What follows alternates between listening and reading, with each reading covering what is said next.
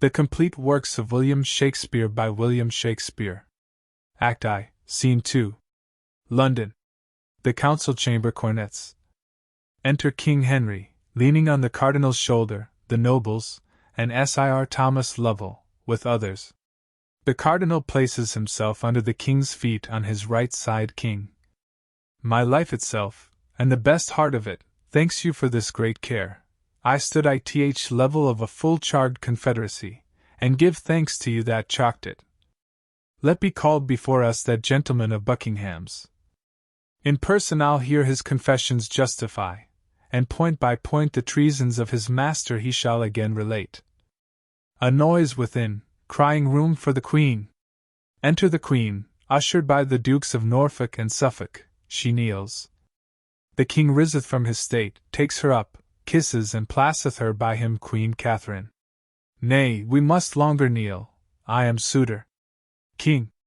Arise and take place by us. Half your suit never named to us, you have half our power. The other moiety ere you asked is given, repeat your will, and take it. Queen Catherine. Thank your Majesty. That you would love yourself, and in that love not unconsidered leave your honor nor the dignity of your office, is the point of my petition. King. Lady mine, proceed. Queen Catherine. I am solicited, not by a few, and those of true condition, that your subjects are in great grievance. There have been commissions sent down among them which hath flawed the heart of all their loyalties, wherein, although, my good Lord Cardinal, they vent reproaches most bitterly on you as putteron of these exactions, yet the King our master, whose honor heaven shield from soil, even he escapes not language unmannerly, yea, such which breaks the sides of loyalty, and almost appears in loud rebellion. Norfolk.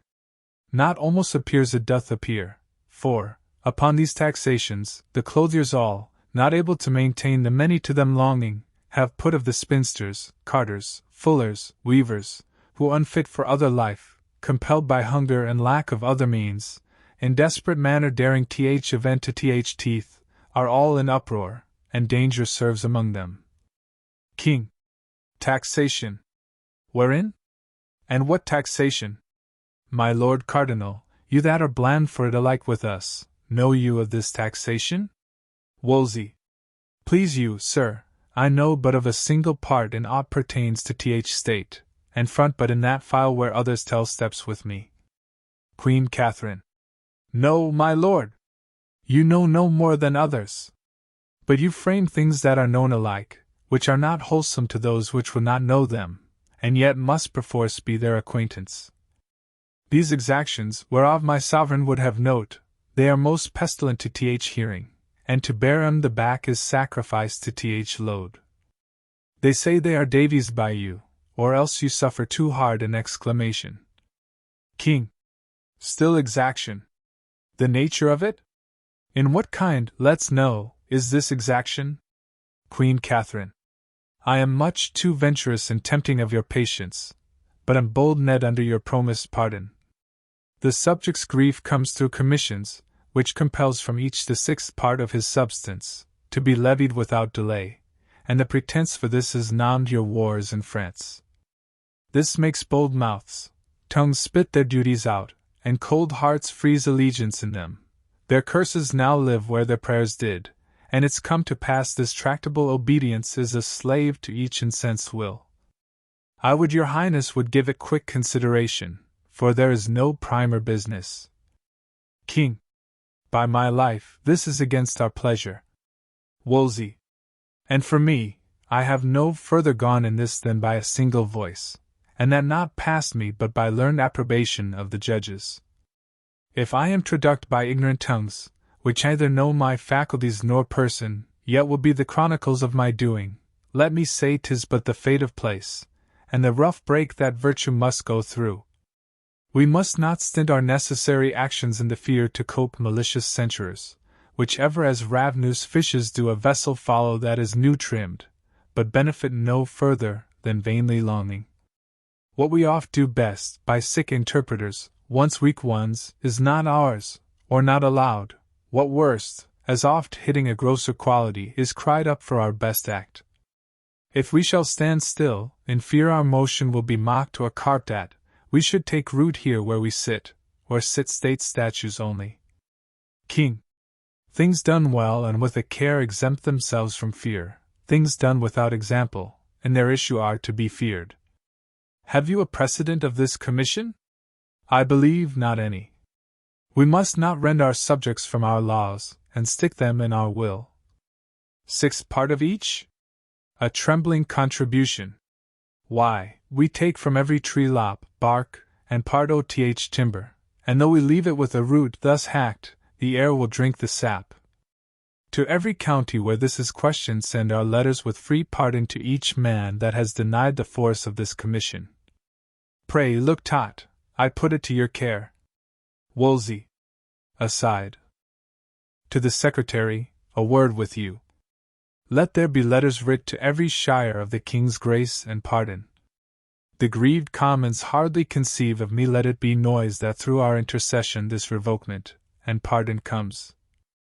I shall anon advise you further in the proceeding. Exit Secretary, enter Surveyor Queen Catherine. I am sorry that the Duke of Buckingham is run in your displeasure. King. It grieves many.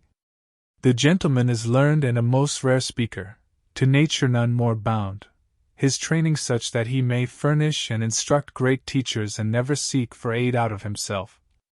Yet see, when these so noble benefits shall prove not well disposed, the mind growing once corrupt, they turn to vicious forms, 10 times more ugly than ever they were fair.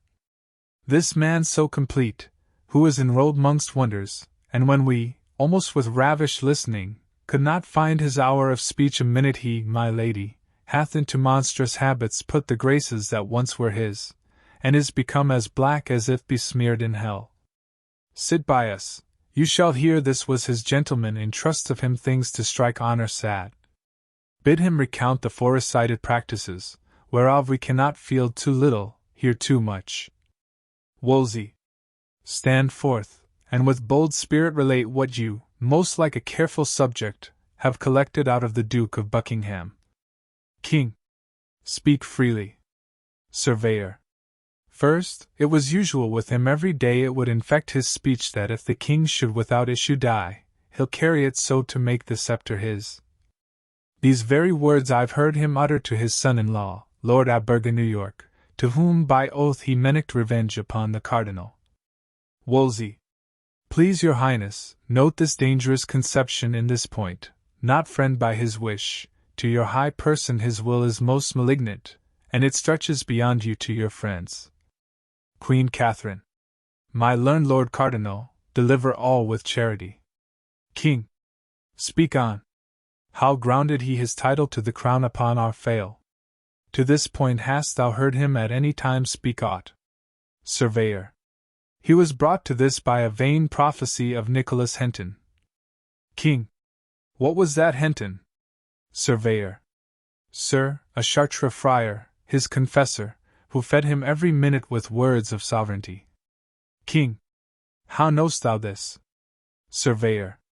Not long before your highness sped to France, the Duke being at the Rose, within the parish St. Lawrence Poultney, did of me demand what was the speech among the Londoners concerning the French journey.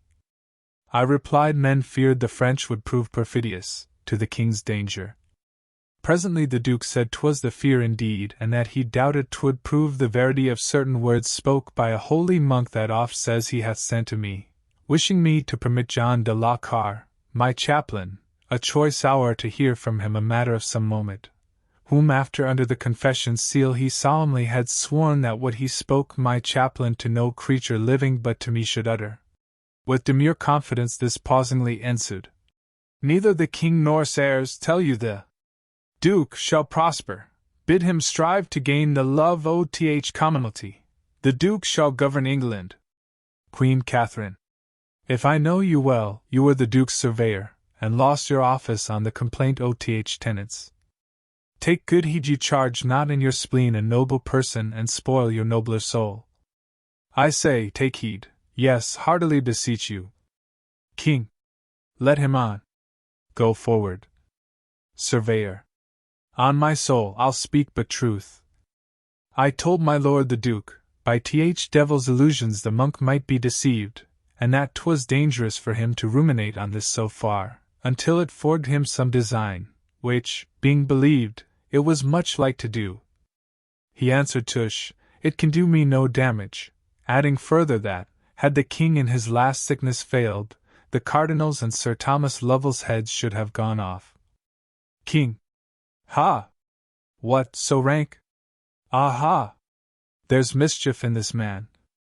Canst thou say further? Surveyor. I can, my liege. King. Proceed. Surveyor.